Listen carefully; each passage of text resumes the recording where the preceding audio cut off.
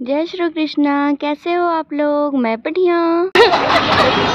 Hi guys, तो देखिए हम तीनों में सबसे अमीर ये है और सिर्फ आईफोन इसी के पास है, बेचारी का जो खराब हो गया। अब हम लोग रास्ते पे भटक रहे हैं इसके आईफोन को बनवाने के लिए। तो चलो मैं आपको लोकेशन बताऊंगी। अरे यार, बस ना मिलने के कारण इस स्त्री का दिमाग खराब हो चुका है, पूरी तरीके से चिल्लाई जा रही है भाई। और पता नहीं है बस स्टॉपेज कहाँ गायब हो गया। हम चलते चलते उत्तम नगर वेस्ट से ईस्ट पहुंच चुके हैं और ये देखो हमें अभी बिल्कुल लेट हो रहा है और इसका चेहरा देखने लायक है। तो उत्तम नगर वेस्ट से चलते चलते हम पहुंच चुके थे अब उत्तम नगर ईस्ट की ओर। फिर हमें मिली हमारी स्टॉपेज। फिर हमने किया फ्री बस का सेवा लिया और देन फिर हम पहुंच गए डिस्ट्रिक्ट सेंटर जहां पे आईफोन का शोरूम है। एक्चुअली क्या हुआ ना, वहां से पहुंचे फिर हम लोग जनकपुरी वेस्ट उतर गए, फिर से गलत। फिर हमें पैदल चलना पड़ा काफ़ी दूर। पैदल चलने के बाद फिर हम शोरूम में पहुँच ही गए फाइनली। फिर शोरूम में पहुँचने के बाद फिर हम निकल गए ये मेट्रो की ओर। और आपको पता है यहाँ पे भी ट्रेजेडी हो गया। एक्चुअली हमें जाना था सदर बाज़ार चांदनी चौक वाली, बट हमने सदर कॉन्टेंट में चल गए जहाँ पे आर्मी की ड्रेस मिलती है। भाई मतलब क्या हो रहा था समझ में नहीं आया। फिर वहाँ गए, फिर वहाँ से रिटर्न आए, फिर वहाँ से रिटर्न आने के बाद फिर मेट्रो और फिर देन हम लोग अब सदर का प्लान कैंसिल करके अब सरोजनी जाने को डिसाइड किए and then we go to Sarojini. तो ये रहा इतना, मतलब सोच रहे हो सुबह हमने 11 बजे घर से निकले थे और अभी बज चुके 3, मतलब पूरे 4 घंटे हम लोग बस भटकते रह गए इधर से उधर। क्या सोचा था क्या हो गया समझ में नहीं आया। बट कोई बात नहीं, हम अभी सरोजनी जा रहे हैं और सरोजनी इस बार कुछ खास स्पेशल रीज़न के लिए जा रहे हैं। वो रीज़न आपको आगे पता चलेगी, या तो फिर मैं डायरेक्टली आपको नेक्स्ट वीडियो में बताऊँगी। और ये रहा हम सरोजनी पहुँच गए। वहाँ पहुँचने के साथ हमें सबसे पहले बाहर में ही ये सारी चीज़ें दिखी। मतलब मुझे अंदर से ज़्यादा ना सीरियसली बताऊँ तो बाहर की चीज़ें अच्छी लगती है। बाहर ना थोड़े सस्ते में मिलता है और अंदर तो इसे फिक्स्ड प्राइस लगा के रखे रहते हैं। और मैं ये एक एक करके ट्राई कर रही थी कौन सा लगा। आपको बताना आपको कौन सी अच्छी लगी। एक्चुअली फिर मैंने इसमें से एक भी नहीं लिया क्योंकि मैं जो ढूंढ रही थी फूल वाले में कलरफुल वो नहीं मिला। फिर मुझे पहली बार मैंने देखा कि सरोजनी के पास भाई ATM मशीन भी ऐसे वैन वाली आती है, मुझे तो पता ही नहीं था। और फिर ये रहे कुछ ईयरिंग्स जो कि देखो हाथ से सारे बने हुए हैं और इसकी प्राइस शायद 50 रुपीज़ ही थी। हाँ एक्चुअली 50 रुपीज़ थी। और जो पहले मैंने एंकलेट दिखाया उसकी प्राइसेस पर 100 रुपीज़ थी। वो बहुत सही लगा मुझे बट एक्चुअली पसंद नहीं आया। फिर हम गए अपने क्लॉथ के शोरूम में और वहाँ भी फिर बहुत सारे कपड़े ट्राई किए। मुझे तो रेड वाली कुर्ती सॉरी मरून वाली कुर्ती काफ़ी पसंद आई बट नहीं लिया, थोड़ी कॉस्टली थी।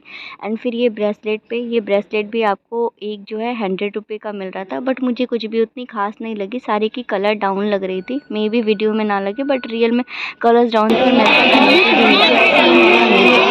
तो हम आ गए वापस से इतनी अच्छी की तरह 300 में आपको पूरा सेट मिल रहा था एंड ऊपर है नीचे का। तो ये मैंने भी बाई किया है और कौन सा बाई किया वो बताऊंगी। फिर ना मैंने आपको पता है सरोजनी में ना मैंने इस बार पहली बार 500 रुपीज़ का चैलेंज किया कि 500 में मैं अपना पूरा आउटफिट करूँगी। तो उसकी वीडियो शॉर्ट में आएगी, आप ज़रूर देखना, अभी तो नहीं बट थोड़े टाइम बाद मैं अपलोड कर दूँगी। फिर मैंने स्कर्ट देखा, फिर से वापस से आ गए ज्वेलरी पे लेने के लिए। तो ये देखो ये भी मुझे काफ़ी अच्छी लगी।